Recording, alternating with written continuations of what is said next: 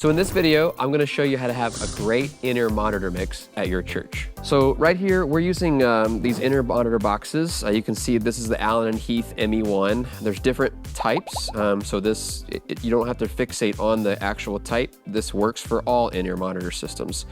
So what I'm going to do is kind of act like the music director / the production person, the audio person, and I'm going to get a little line check from each of you guys. I don't know where the levels are on here, so we're going to build it as we go. So the first thing we're going to tackle is drums. So you see on the actual monitor mixer, we have labeled which groups are labeled for what thing. So 1 is for drums, 2 is bass, and so on and so forth. So I'm going to start with our drums.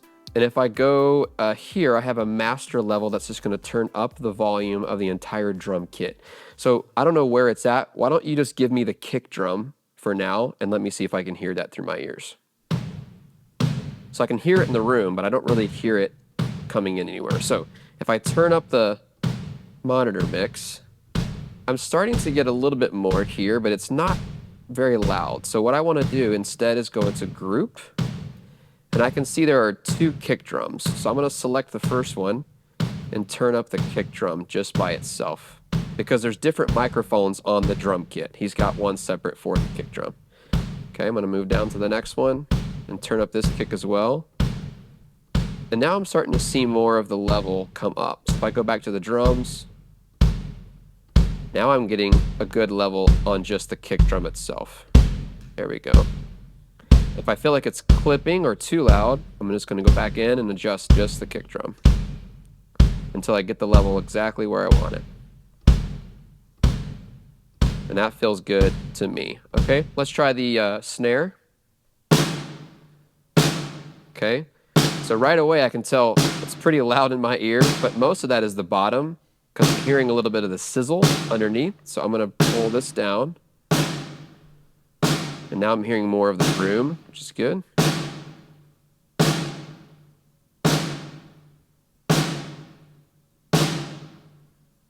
And again, just blend to taste, whatever suits your ears, because everybody's ears are different. That's good.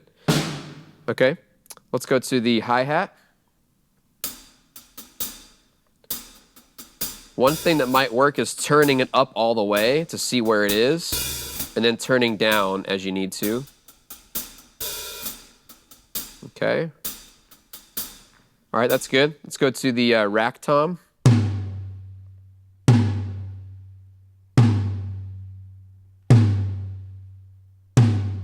Okay. All right, and then the floor tom.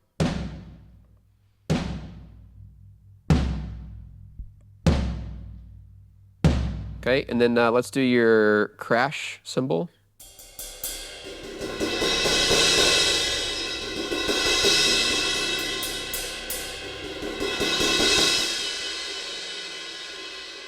Okay.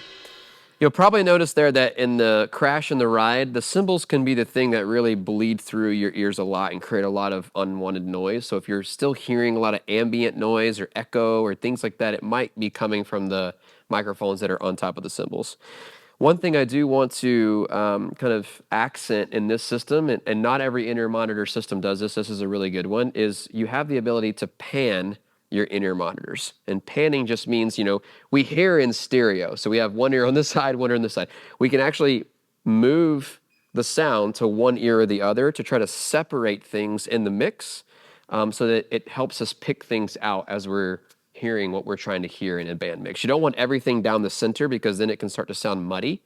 So let's try to see if we can separate some of that stuff. So let's just have you play the crash cymbal on your left. You have one on your left versus the right.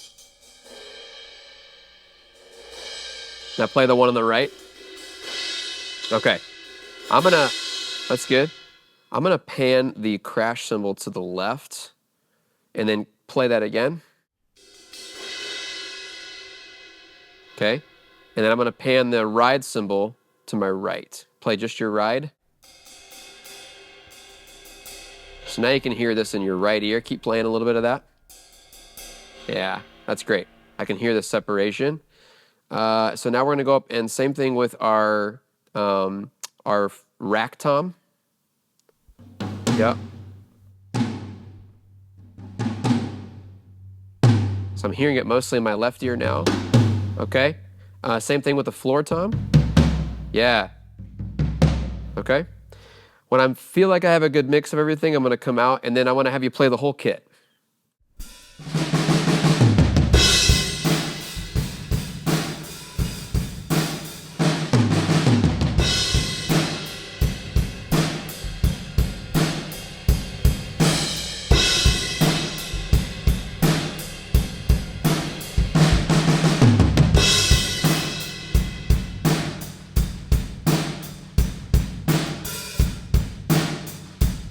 That's good, yeah. So it's just, again, mixing to taste where you feel like when he hit the rack tom, I heard it in my left ear. When he hit the floor tom, I'm hearing it in my right, and I'm getting more of a surround sound for that, okay? Let's move on to bass guitar. I hear a little bit, so I'm gonna just increase the volume a bit. Great, okay. Let me have the acoustic guitar. So again, I don't hear anything, but I'm going to turn him up in my ears.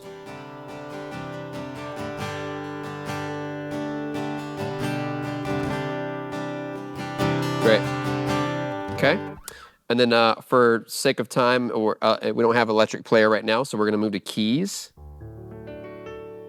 Okay, so I hear the piano, but I'm getting everything in my right ear. So the way I need to fix that is go into group, and I can see everything's panned to the right. So what we need to do here is turn it up a little bit, and then we need to move it to the left so we get a true stereo signal.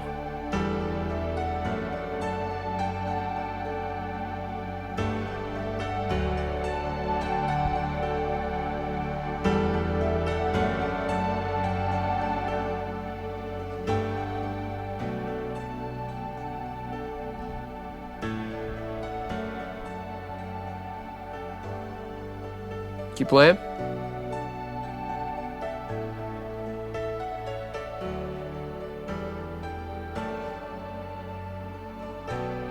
Cool.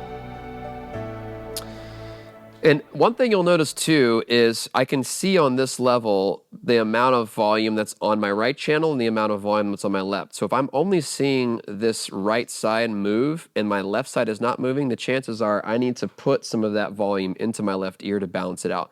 So David, go ahead and play the keys again and give me a full, like more of a full sound, yeah. So you can see both sides are about even, and that's kind of what we want. If one was too much, we need to, get it to where it's stereo in the room. Okay? It's good? When you look at the tracks, you have to think of the tracks as another instrument in your band. So many people, they check all the instruments and some of the vocals, and they forget to check the track levels. So when they play it, everything sounds too quiet or one side or too loud. So again, mix this how you would in your ears and treat that like part of the sound check. I think that's very important. So I'm just going to play maybe the chorus here and kind of get a good mix in my ears. Let me turn this down for just a second on the tracks channel.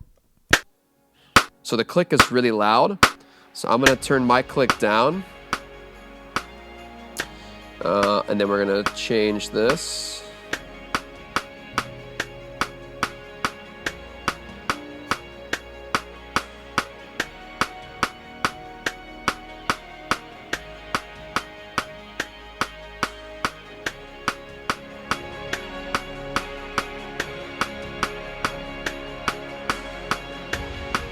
So again, I'm panning things left and right to create that stereo effect. And you can hear that change as I move it, which is cool. So we're gonna turn the volume down on that one, go to the right channel, turn it up to match, and then pan it to the right. Now we're getting a more stereo wide feel, which is cool. Okay.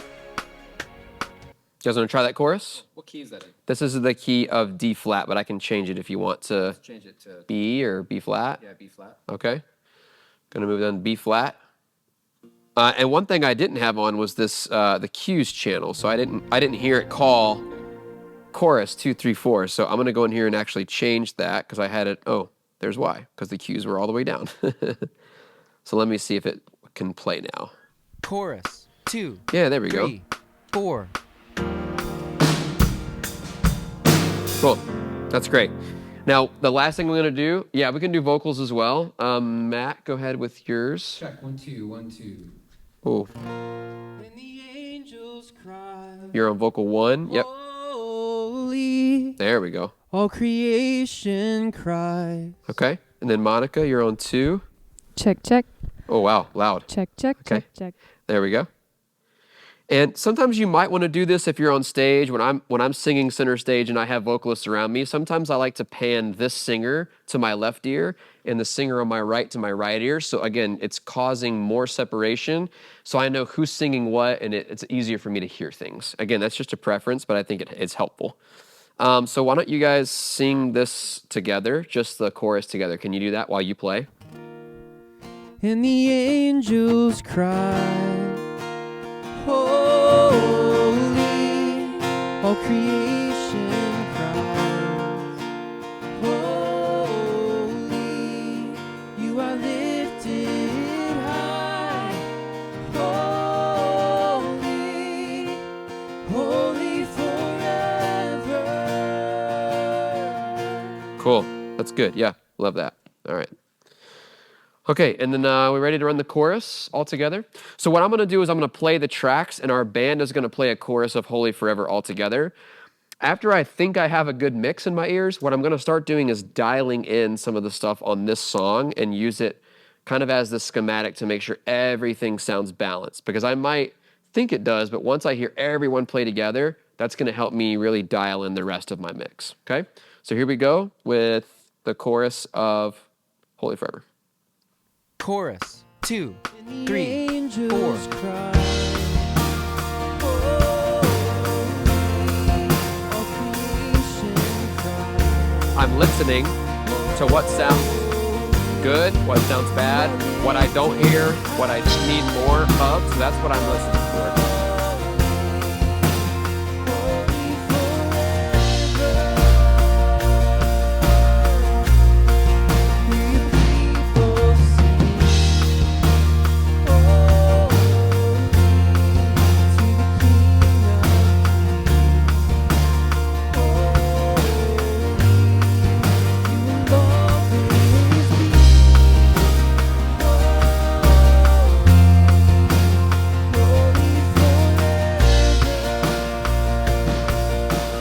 Pre-chorus 2 3 4.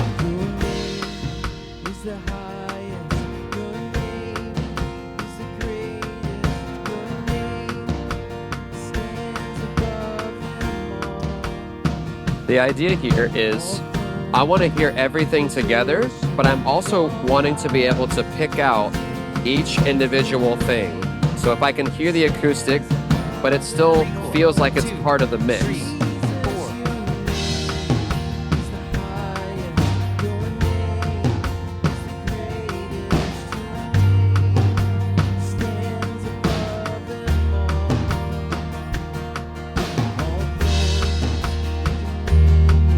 All power, positions, your name stands above them all. Chorus 2 3 4.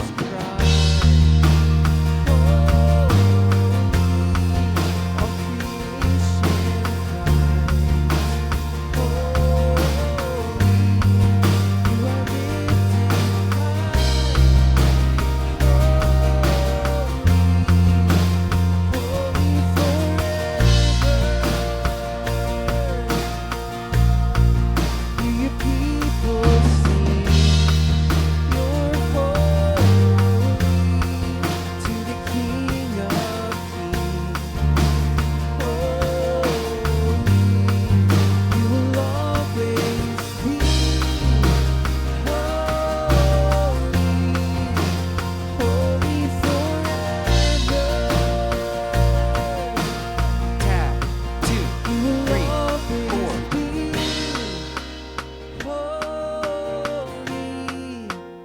Holy 4. And forever. 2 3 4. Cool. Yeah, that's great. So again, in the recording, what you're hearing, it's not necessarily a one-to-one, but the things you're trying to do is when you listen to the full mix, does everything sound like one full instrument almost, but in the midst of that, I'm able to pick out individual instruments. Like I can still hear the acoustic, I can still hear a little bit of the piano, and I can hear the bass, but it still sounds like one full thing. That's what I'm going for. And being able to pan things and dial those in with the tracks is what I would call a good mix for me as a music director. And one thing that I would say too is when you're dialing in a mix, if you're the vocalist, you might want just a guitar, the click, and your voice, right? You might not need the drums as much. Or if you're the keys player, you want to really champion your instrument along with the metronome and maybe a little bit of something else, the vocals, to give you some context. If you're in a seat like me many times and you're the music director, you want to hear a little bit of everything so I can pick apart and know what to coach and what to solve. So hopefully this is a good just rendition of showing you the ropes of how to dial in a mix, how to pan things, get separation, width, but still be able to pick things out so you can get a good mix that's balanced to where you feel like you're part of the room and not so isolated, to be able to hear something that's pleasant. I hope this video was super helpful. If you want to learn more about these kind of things, you can click the like button and subscribe, and look at that description in the video too. There's always more resources coming your way, and we'll see you next time.